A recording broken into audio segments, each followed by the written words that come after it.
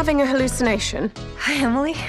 You also know her? We were at Runway at the same time, Miranda. Really? Where was I?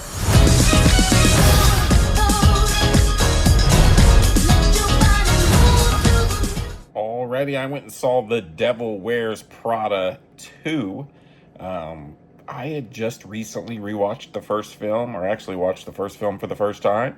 You know, I am a man. Surprisingly, I did not watch the first film. But I will say when I watched it, I really enjoyed it and was looking forward to this sequel.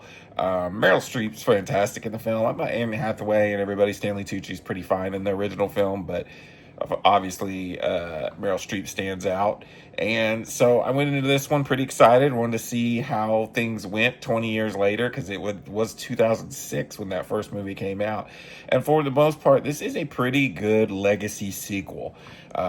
They don't fall into some of the similar traps that other legacy sequels have fallen into. It's not just a rinse and repeat of the same storyline. There's some different storylines here.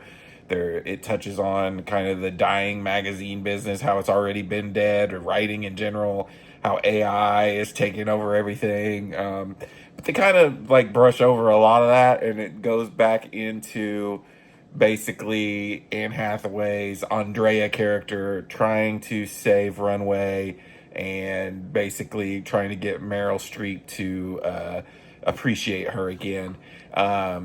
You got a couple new villains in here. Meryl Streep is just, once again, perfect in the role, great. And I did like the gag that they did where like PR or whatever was saying she was being too mean, and they kept cutting back to that. I wish they had done it more. Feels like there was more like left, and maybe they cut some out. Maybe we'll get it on a physical media release, because that would have been funny, seeing more scenes where she was like trying to censor herself to make HR happy. I thought it was pretty funny, and her new assistant was pretty funny at doing that, trying to keep her in tow. But I thought, once again, Anne Hathaway was fine in this.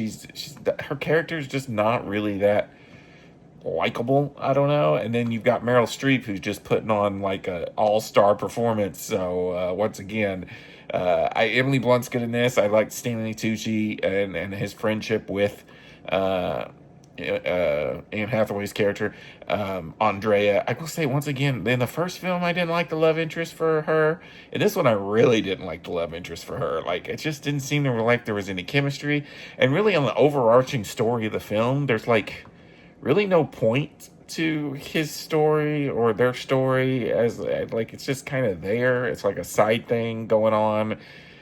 Really has no bearing whatsoever on the main plot. So it's kind of random. Also, she has like this friend who pops in and out throughout the film, who's also kind of like pointless. But for the most part, I enjoyed the film. I thought it was a fun watch again. I think fans of the original are going to love this. Made a ton of money this weekend. Once again, I thought the first film was good. I think this one was good. For me, I don't think this one was better than the first one.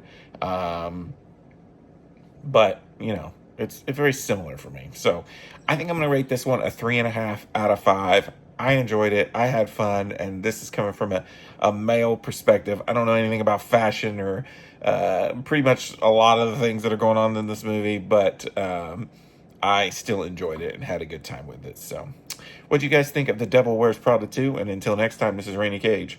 Peace out.